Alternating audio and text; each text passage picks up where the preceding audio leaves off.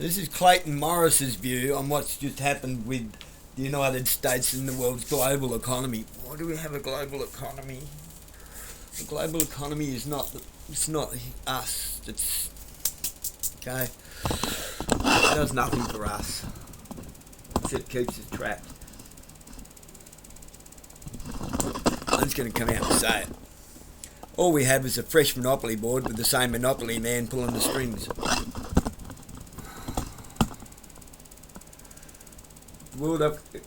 Come back. The World Economic Forum, the United Nations, all of it. All they are is a different front shop on the same shop. It's shop front. It's they've repainted the shop, call it a different name. It's still selling the same bullshit. Are you buying? You buying what they're selling? I'm not really, no. I'd love for this to just be great, but the problem is, when it comes to Western economics policy, what's great for the West is bad for everywhere else. I'm not swallowing all this just yet, but anyway, we'll just...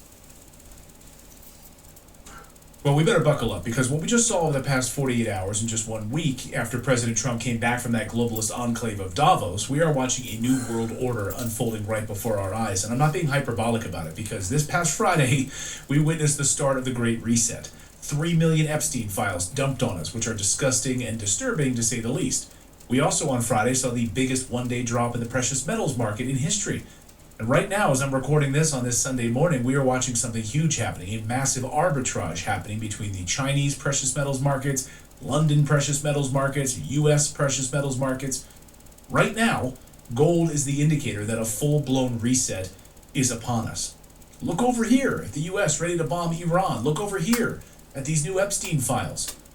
But if you look over here, there's something massive happening that's resetting everything right now. So I want to connect the dots for you today with 4 key parts of this story as I see them, okay? 4 key parts. But first, some context here, because on Friday, President Trump nominated Kevin Warsh as the new Fed chairman. And yes, there's a lot of baggage that comes with this guy. Heck, the guy's in the freaking Epstein files. Like, couldn't have picked another guy? Anyway, I'm going to do a deep dive on him soon, but not in today's video. But just so you understand, he hates stimulus money, this Kevin Warsh. He hates stimulus. He hates quantitative easing. He voted against it. He thinks correctly that it pushes inflation higher. Could have used him during the Biden years.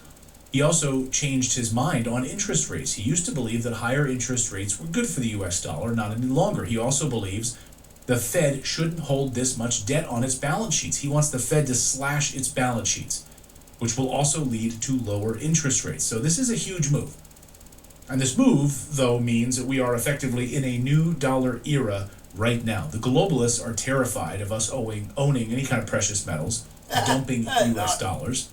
So everything is changing right now before our eyes. So along with this new dollar era, we are in a new petrodollar era. And this is important because if you're paying attention to the last cabinet meeting, the United States is now the largest producer of oil and natural gas in the world. This means the new petrodollar structure isn't sitting in Saudi Arabia anymore. It's now in the United States. And the trifecta here that just happened is a new plan for the US dollar at the Fed, the precious metals market dropping like a bomb thanks to speculators dumping their holdings and everyone taking profits, and then the US control over the petrodollar, energy policy. So all of this just happened, like basically on Friday. The petrodollar system was controlled by OPEC, were the source of endless Middle Eastern wars. This has now changed, meaning no one can shake Washington down on energy anymore. We produce more than you do. That makes... The debate about nuclear electricity generation has shifted in the last few years, and we're every American 1,000 times safer as long as we don't continue to do Israel's bidding and bomb Middle East countries. We'll see what Trump does there. And if you really want to make America safe, stop listening to that demon Netanyahu and actually bring our troops home out of the Middle East, 50,000 of them back to the U.S. We've got our own problems here at home to deal with. But the neocon Fox News crowd would love nothing more than for Trump to kiss Netanyahu's ass and do whatever he wants. Okay, let's bring in former Secretary of State and CIA Director Mike Pompeo, a Fox News contributor. But one thing at a time. And just so you understand what happened on Friday, with everyone selling off silver and gold, I mean, a few weeks ago, the U.S. stole Venezuela's oil. It's ours now. China was pissed. They are one of Venezuela's largest oil partners, settling these transactions in the Chinese yuan instead of U.S. dollars. Well, America swoops in, kidnaps Maduro, steals their oil, kills hundreds of people, by the way, which didn't get any headlines. China then responds, limiting silver export controls. Countries and banks panic. People buy up precious metals like crazy because now the United States and China relationship is heading for disaster. But then things suddenly turned around. The U.S. and China calmed down. Things started to get back to normal. Trump and Xi Jinping are going to actually spend the autumn together, maybe holding hands and walking amongst the leaves. I don't know. Like they like each other again.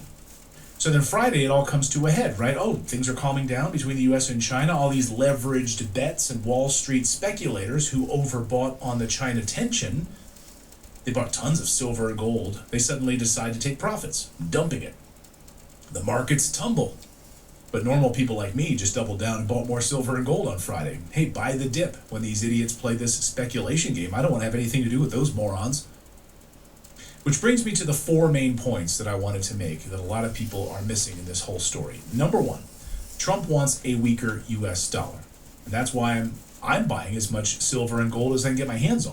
Well, I'm a person that likes a strong dollar, but a weak dollar makes you a hell of a lot more money. What people don't understand is that Trump doesn't want to push up higher inflation or debase the currency. That's a conspiracy theory. He wants a weaker currency because the U.S. now controls the world's energy markets. And he's trying to turn the U.S. into a manufacturing hub and massive exports to other countries instead of us importing everything from China and Vietnam and India. Of course, all of this might blow up in his face. I don't know. Most Might be likely. the dumbest move ever, right? Don't shoot the messenger. I'm just telling you what he's doing. But certainly the Clinton, Bush, Obama era of shutting down all of our manufacturing destroyed our country, so what choice do we have? Does he have? In order to compete with China and India, he believes we need a weaker US dollar, a weaker currency, just like the Chinese yuan is weaker. And India's rupee, which is basically in the toilet as we speak. It just hit an all-time low. It's one of the worst performing currencies in Asia. So he believes we need a weaker US dollar to create a manufacturing boom in the United States to compete with China, India.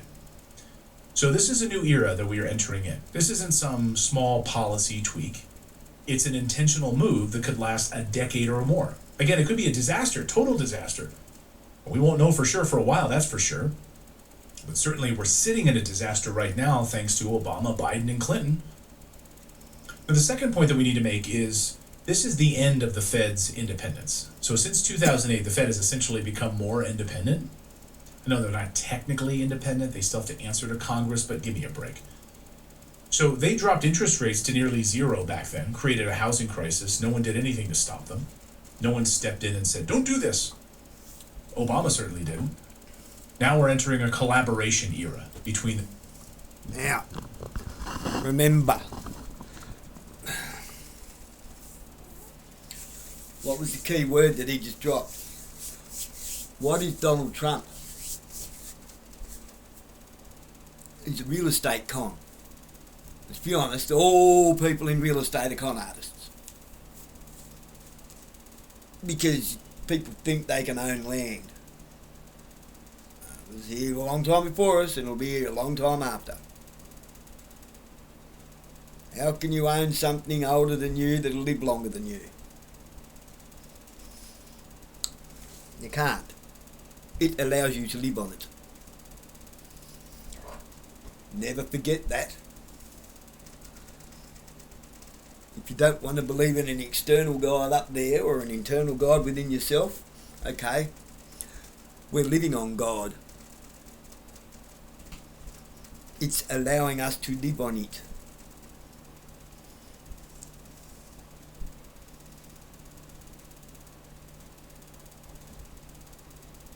Perhaps Mother Nature is God.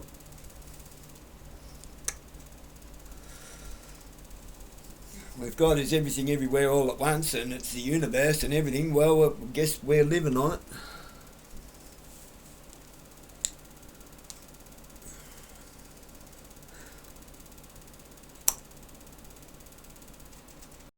The problem with America, in general even, I'm even going to say in general, and the West in general, including here, is everything's based on economics and not life.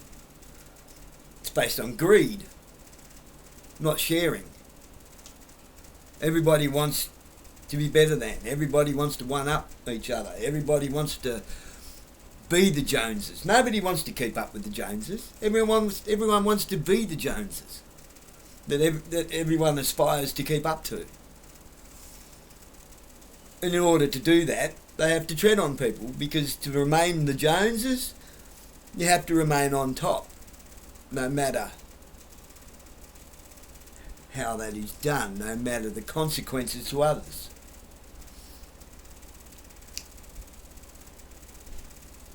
I still don't swallow the upside to this. Every up has a down, and we can't just keep going up through ill-gotten gains. Let's be honest. America is only the largest producer of oil into fuel because it's stealing the oil from other countries, because it's still a disunited world. It's ununited. It's not united by any means. United Petrol.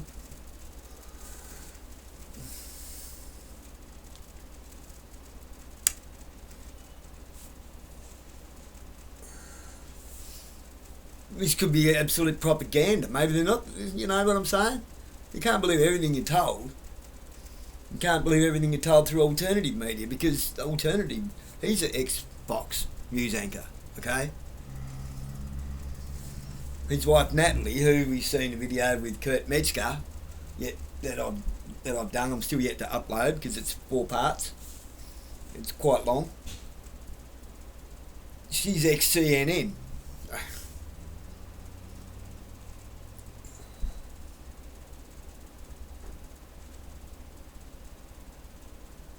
Now, how does this all affect us? Geez, not very well, I wouldn't think.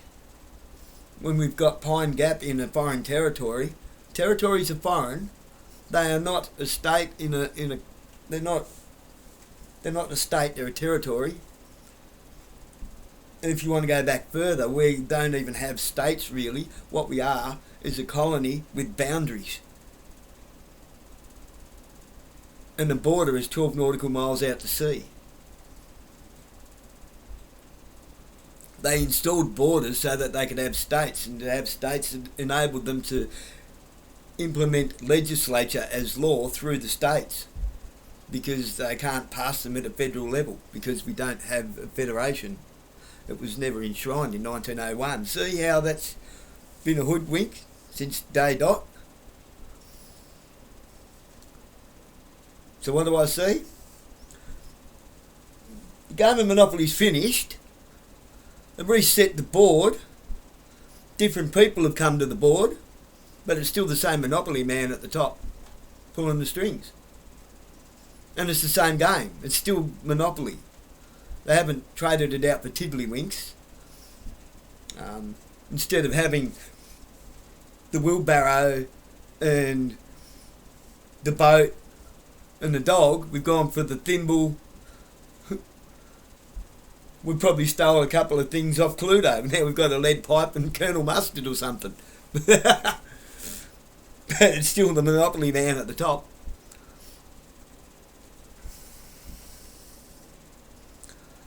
And it's still the same old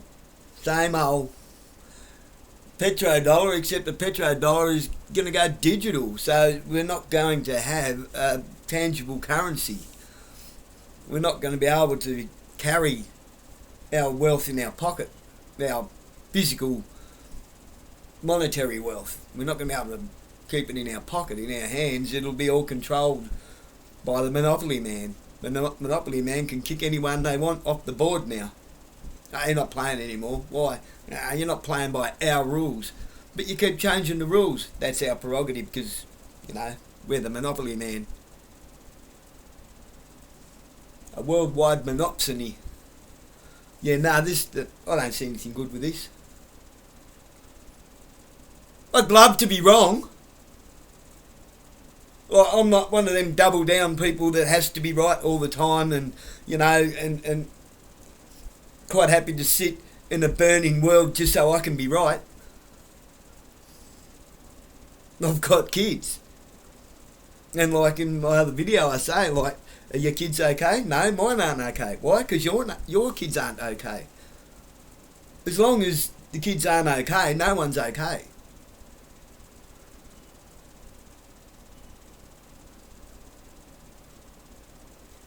Because it's the age of consequences. We will pay the price for our kids not being okay. Don't you worry about that.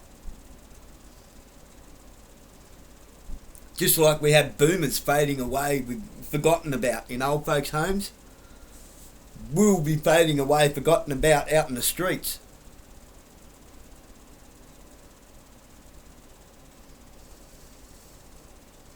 And that'll be our own fault. Ill-gotten gains to our own detriment.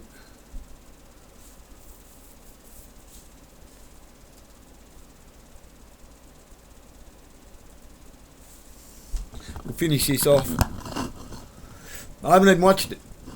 This is my in real-time commentary on what I'm seeing. Screw the Epstein files. I don't care anymore. Why? No one cares about the Wood Royal Commission. How can we even know that it's real? How can we even know that these files are the real files? How do we know it's not all just a big setup and a rug pull? We don't, do we? At the same time as I'm going to call it the X-Files. The X-Files.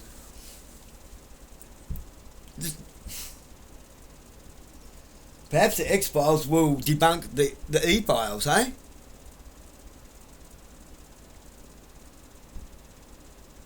Because we've got Alexandria Cortez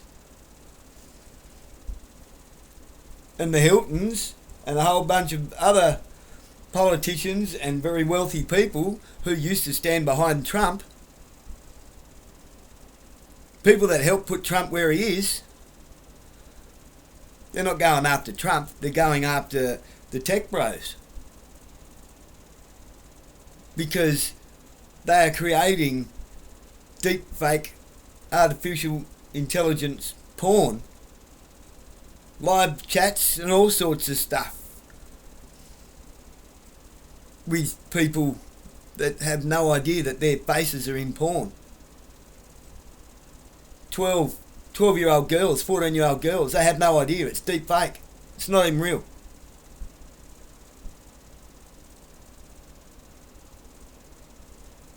Now they've found a way to, like, there's a whole bunch of processes that they have to go to get to the bottom of this. But there's literally billions of deep fake porns out there of real people that don't even know they exist yet.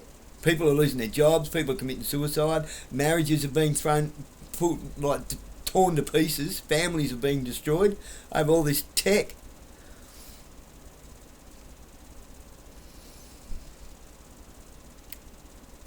Elon Musk himself has been caught with fucking AI porn. What does that tell you?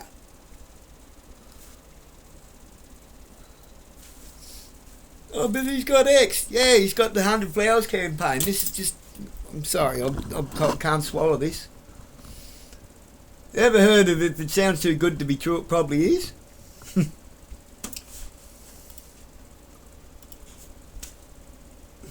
Touch the bat. Thank you. The Treasury Department and the Fed, Scott Bessent and Kevin Warsh, literally worked together under Stanley Druckenmiller. Their desks were side by side. This means we're heading for much lower interest rates. And if you lower the value of U.S. bonds and U.S. Treasuries, then foreigners are going to dump those bonds. And that means those bonds will now come back home. And the United States will be sitting on that debt. I will own this debt, not China or Russia. And we'll see what this means. This is a bombshell. I mean, this means that foreigners will not own these bonds anymore. American pension funds will. Now, what will they be worth? I don't know. So again, a lot we still don't know. But the next part of this, like, great reset that we're seeing, number 3 on this list, in my opinion, is energy wars. So what Trump is doing with energy is a total shift from the Obama-Biden era. We are entering a Trump energy war era. No bullets, no killing, but import and export wars over resources. The United States is now drilling and now producing more oil and natural gas than Russia and Saudi Arabia combined. Energy is the Achilles heel of China. They are the biggest importer of oil in the world. Yes, they produce their own, but not nearly enough to survive, and they are the biggest importer in the world. They cannot function without it. They don't have enough of it. China retaliated with silver controls after Trump took over the Venezuelan oil fields. This is going to get much worse, guys. Much worse. And the fourth part of this reset is that he needs Americans to go along with all of this volatility and all of this drama, which is tough, right? Will they? Will Americans go along with it? Well, according to sources I've spoken to in the Trump administration, Trump and his team see it like this. During the Obama, Clinton, Bush, Biden era, which Americans were rewarded with sending jobs overseas and manufacturing leaving the United States, thanks, it was the elites who benefited from all of it. The elites.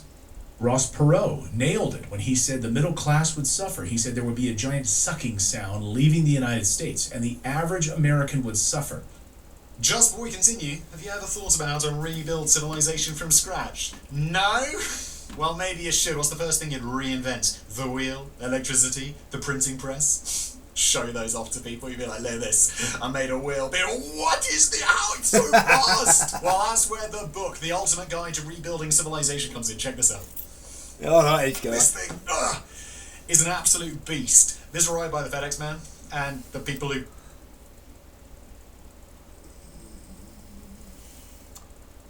Hungry Minds off. What's his name? Pardon me, I can't think of his name. He's really, really good, actually.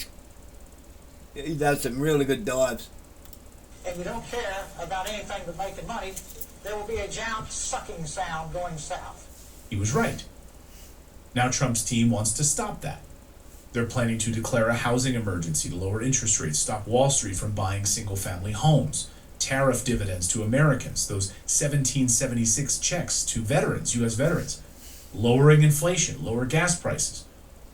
Now, he knows that most Americans don't care about Ukraine. He knows that most families vote with their wallets, so ahead of the midterms, right? How's the economy doing right now if I'm going to go out and vote Republican or Democrat or whatever during the midterm elections? Is it helping or hurting me? Do I have a job, etc.?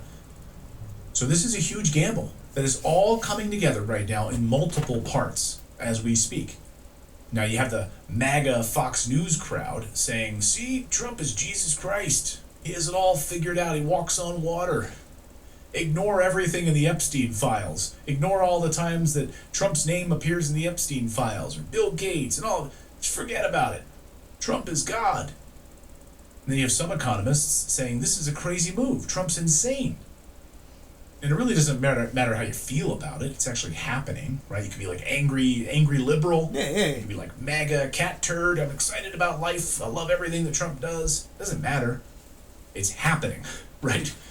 So it's like I want to understand how it's all happening. This reset is now officially here. So that's the news update part of the video. Now I want to talk to you about today's sponsor, which is tied to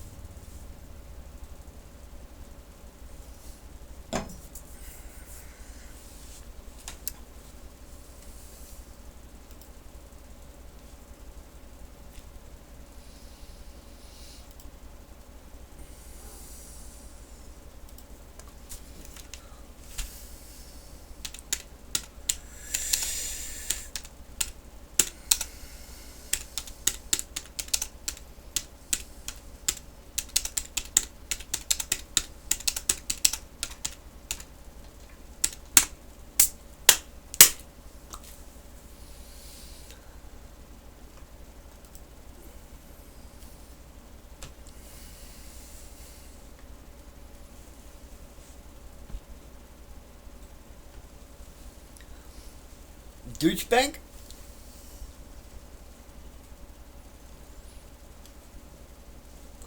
Heard of Deutsche Bank, anybody? Wilbur Ross?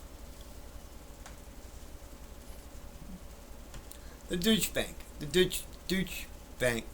Deutsche Bank. Just let me say that again. Deutsche Bank.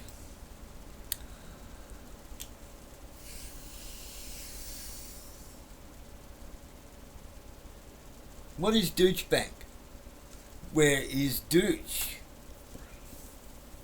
We call it Germany. Back in Hitler's time it was called Deutschland.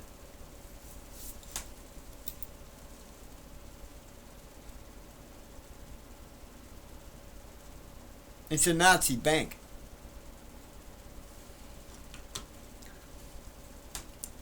Deutsche Bank loaned Donald Trump $2 billion despite multiple red flags. He was $640 million in debt, a loan that he defaulted on. Deutsche Bank's private wealth unit loaned Trump $48 million after he had defaulted on $640 million. He's a bankrupt. Forbes, Donald Trump's great escape, how the former president, 29th of July 2022, no matter, in May, Axis lent Trump $125 billion to take care of his Deutsche Bank debt. Trump is not a great economist. Trump creates debt to pay off debt. Trump doesn't care whose toes he treads on, as long as he keeps the money machine rolling. He doesn't care who gets destroyed. He doesn't care at all. Like, he doesn't care about you. This isn't for you. He's a real estate con.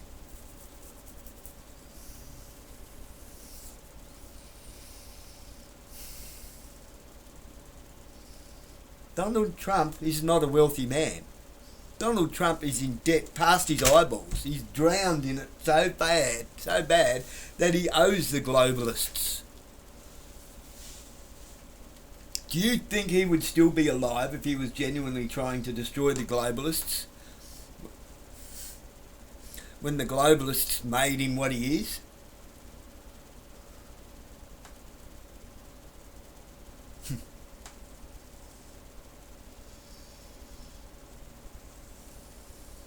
You're gullible if you do. Well, how does all this affect us? Well, like I said, we've got 10 Japanese companies wanting to crowbar their way into Australia. We've been told that by the government, by media. No, I found this off foreign media, of a foreign media corporation. The Japanese one. Toyota, Mitsubishi, the son of, what's his name? Masayoshi. Masayoshi is the founder of Bitcoin.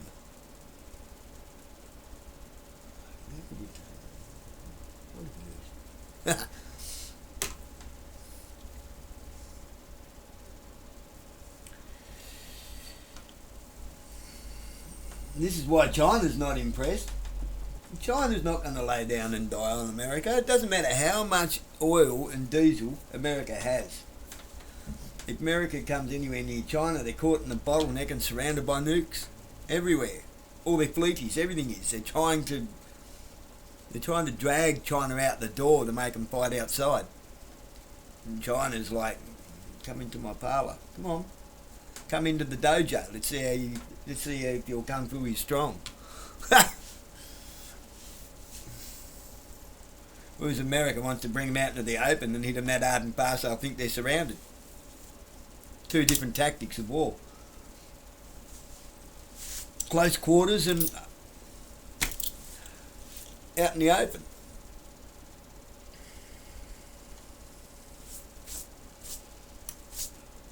The problem is that, look, the big problem is that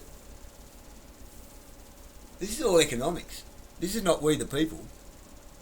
It's all economics.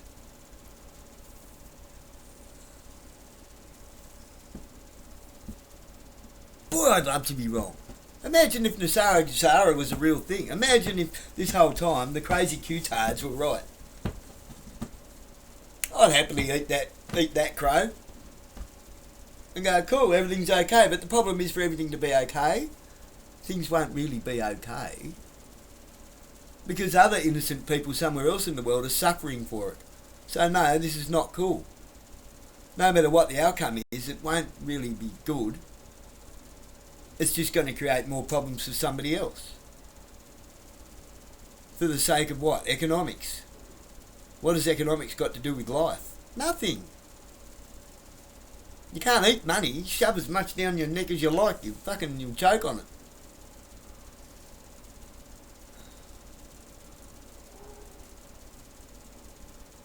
Doesn't mean, like I say, as far as I'm concerned, the whole system is fucking inside out, backwards, corrupt. It's dirty. It's a dirty system. Dirty. Go away, it stinks.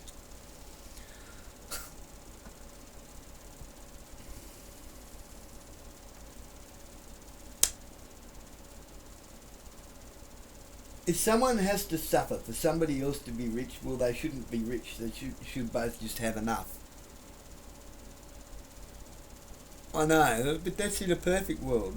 We're being told that we can't have a perfect world, but has anybody ever tried? So I've came to the conclusion now that socialism in itself isn't a bad thing. I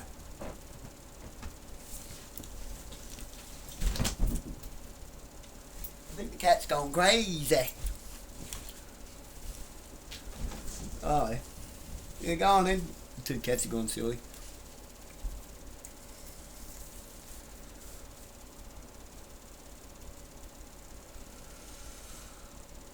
Yeah, where was our socialism? Democracy isn't exactly democracy, is it? Like, this whole democratic system that we had, where it's supposed to be a voting system on majority rules. Well, since when did you... every 3 years we have an election. Has that election gone your way once yet, even if the people that you wanted in the upper house, lower house, Senate, prime ministers? No. Is the Governor General pulling anyone into line? No. What's the Governor General? It's like, what is it, a pincushion? I don't understand what the Governor General's role is anymore, because the Governor General's is swinging a piece of cotton thinking it's a stick.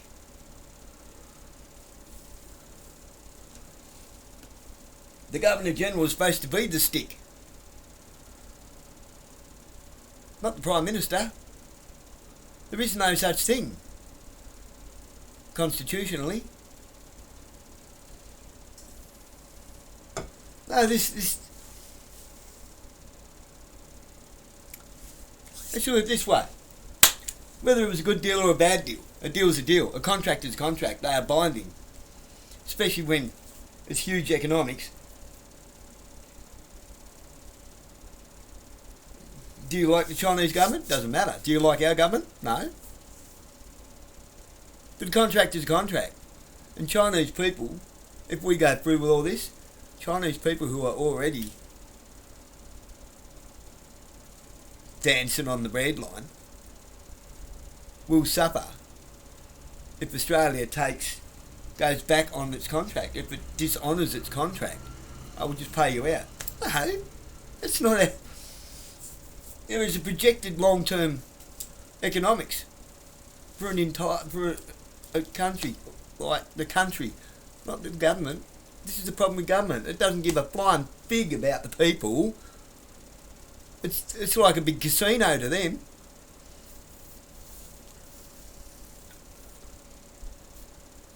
Betting like drunken sailors with other people's money. That's all Donald Trump's doing. Look at the debt he's in. He hasn't paid off anybody.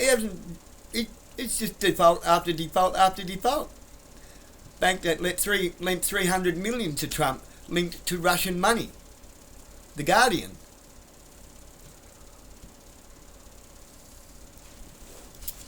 Let's have a look at this. I've not seen this, but let's have a look at it, will we? There's a video. I just found a YouTube video on here.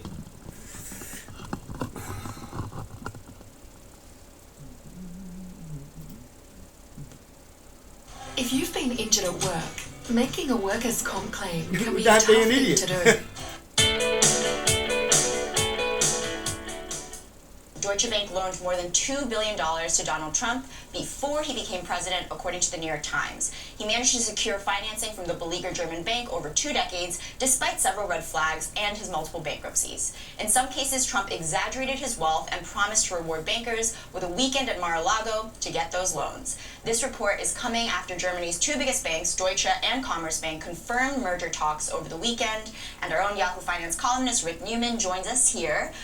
Rick, we had an interesting conversation about this. First, give us the details. It was a very long piece. What really stood out to you? Right. So the New York Times looked into, they got some insights into Donald Trump's business relationship with Deutsche Bank.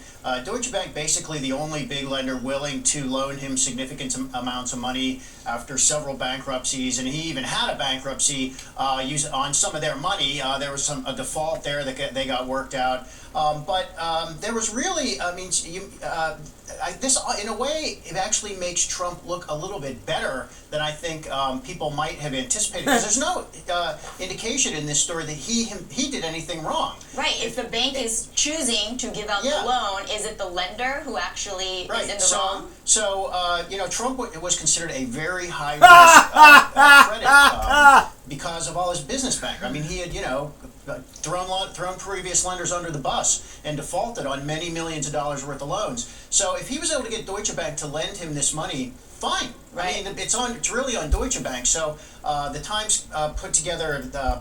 Have you ever heard such shit? I'm sorry, but have you ever heard such shit? Okay. On that logic, we're all entitled to a mortgage. We're just self-entitled to a mortgage. Why? Well, Donald Trump can get one, even though he's defaulted on everyone. Bankrupt everywhere. As long as we do them favours.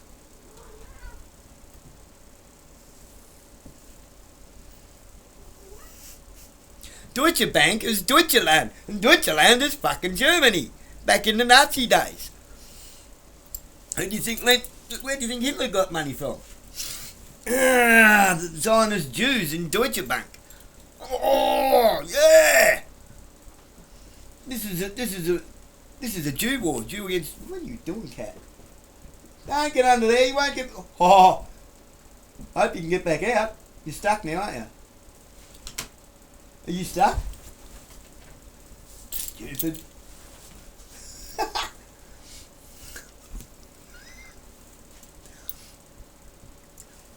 Where was I? Stupid cat. If you seen that, you'd laugh your head off.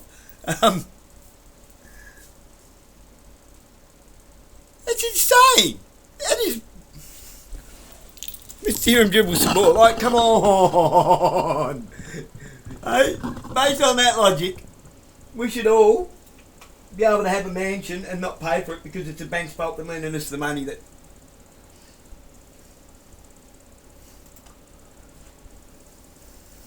Hang on.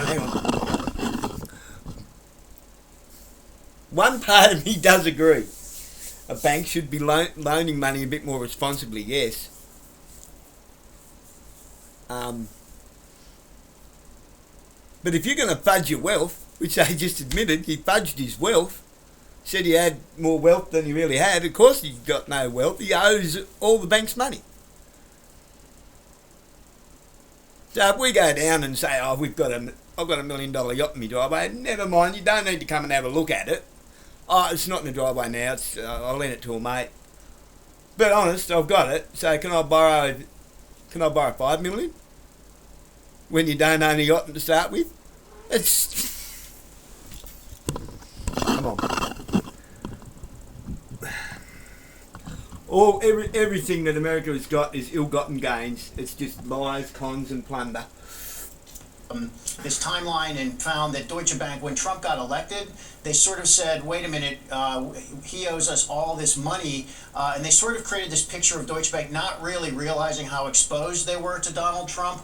But there's nothing inherently scandalous in that. I think perhaps the one big sort of takeaway was that the Deutsche Bank told its bankers, do not say the word Trump in public. In other words, just try not to draw attention. That's a blacklisted word.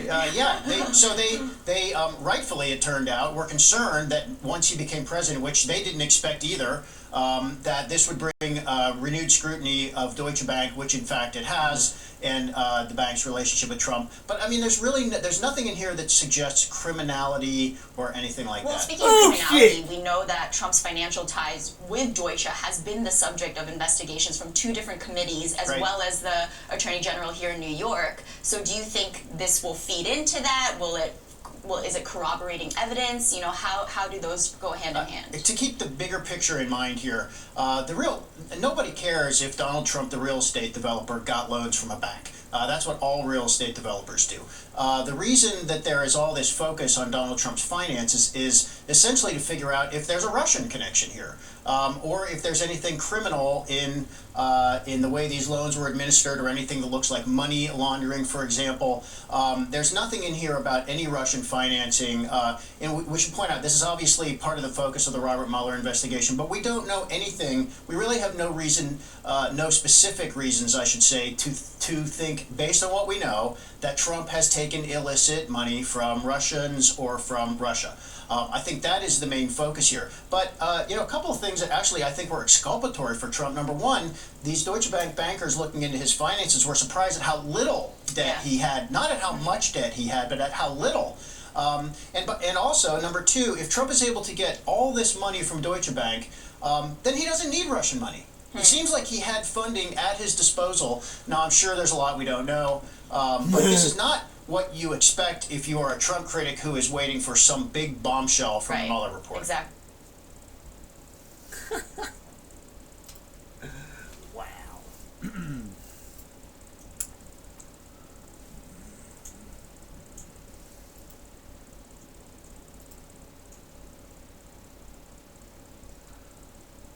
The Guardian, the same newspaper that investigated and found links between Malcolm Turnbull and Central Casting manipulating an election campaign. Bank lent 300 million to Trump linked to Russian money laundering scam. There we go. Deutsche Bank among Western institutions that processed billions of dollars in cash of criminal origin through Latvia. The German bank that loaned, well, I tell you, Deutsche Bank, German. The German bank that loaned $300 million to Donald Trump played a prominent role in a money laundering scandal run by Russian criminals with ties to the Kremlin, The Guardian can reveal.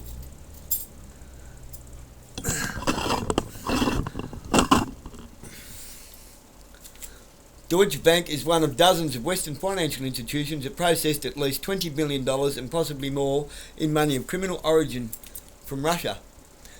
The scheme, dubbed the Global Laundromat, ran from 2010 to 2014. Law enforcement agencies are investigating how a group of politically well-connected Russians are able to use UK-registered companies to launder billions of dollars in cash.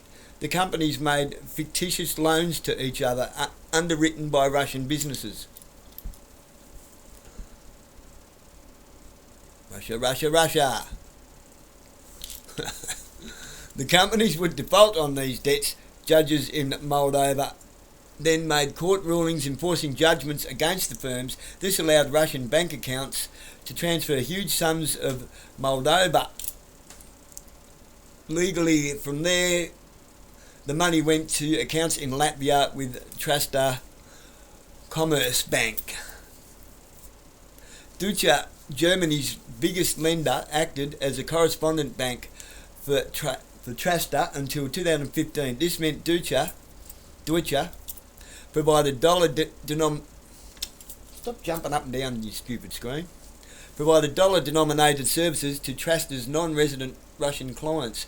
This service was used to move money from Latvia to banks across the world. During this period, many Wall Street banks got out of Latvia, citing concerns that the small Baltic country had become a centre for international money laundering, especially from neighbouring Russia. In 2013, and under US regulatory pressure, JP Morgan Chase ceased providing dollar clearing services to the country. You know, JP Morgan, the one dude that cancelled his trip on the Titanic.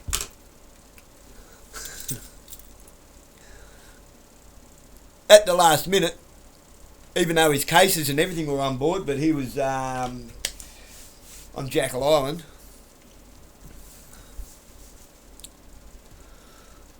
From 2014, only 2 Western lenders were willing to accept international dollar transfers from Latvian banks.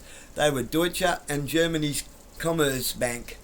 Deutsche eventually withdrew correspondent services to Truster Bank in September 2015. 6 months later, Latvian regulators shut down the bank. They cited repeated violations and said the bank had failed to deal with its money laundering risk. These are all findings, not accusations.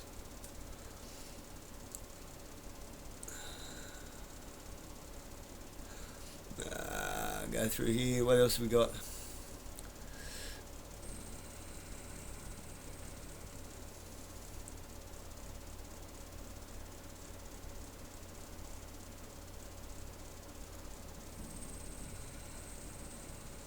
Ties with Russia are a matter of acute sensitivity for Deutsche. In February, it emerged with Deutsche had secretly reviewed multiple loans made to President Trump by its private wealth division to see if there was a connection to Russia. Trump owes Deutsche about $300 million. Since then, he's borrowed another $2 billion. Deutsche refused to comment on its internal review. Sources say the bank discovered no evidence of any Moscow link. That covers other members of the US president's family who are also Deutsche clients. They include Trump's daughter, Ivanka, her husband, Jared Kushner, and Kushner's mother, Cyril Stajmar. In January, the UK and US imposed record $630 million fines on Deutsche for its role in another money laundering scam run out of its Moscow office.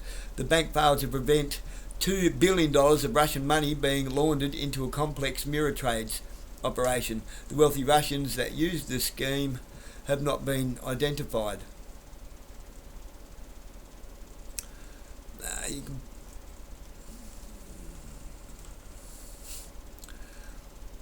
Well, what do you know, eh? So it seems not all is above board here. Ah! No, thanks. I'm inside, don't wear shoes inside.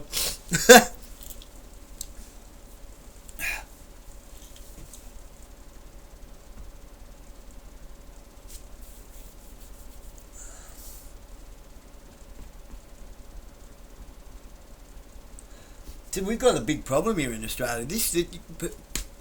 Oh yeah, Trump this, Trump that. Do you not realise every time Trump catches the flu, or every time Trump sneezes, every time America sneezes, we catch the flu.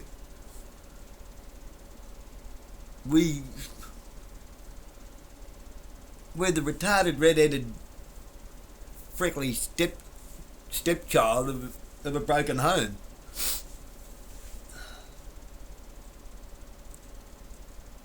So if Japan just... This is not going to go well for us. You've got Aurora, we've got Lion, we've got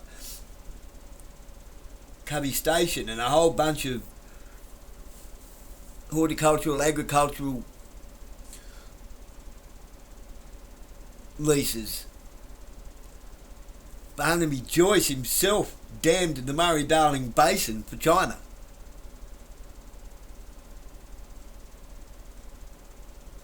Now we've got Anthony Albanese. He's going to just cancel the the 99-year lease contract with China to let Japan come in.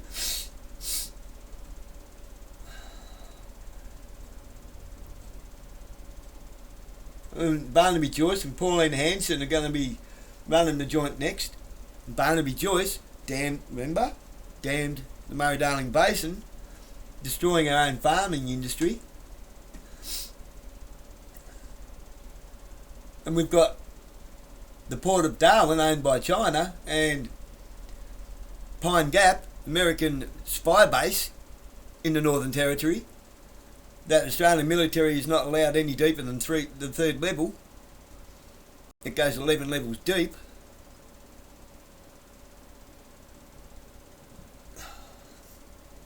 We got big problems. What do you think China was doing circumnavigating Australia a while back? You've got to put all these pieces together.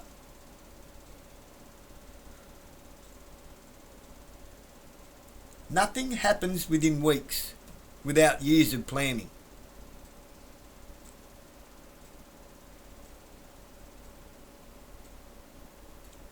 If everything's all coming hard and fast at once, and it hasn't had years of planning, it means we're at war.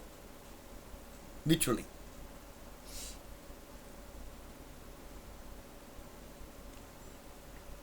There's a saying of Canadian preppers, which is true. Try not to watch too much of him because, you know, he's one of them doomsday people who will have you sitting in the corner sucking your thumb in fetal position.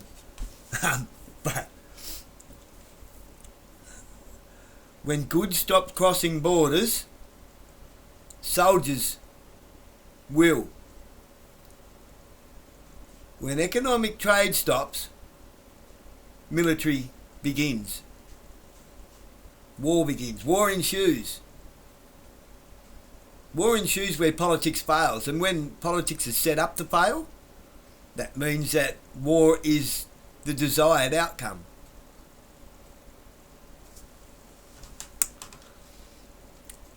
And I can't think of a better note to end that on, or a worse one.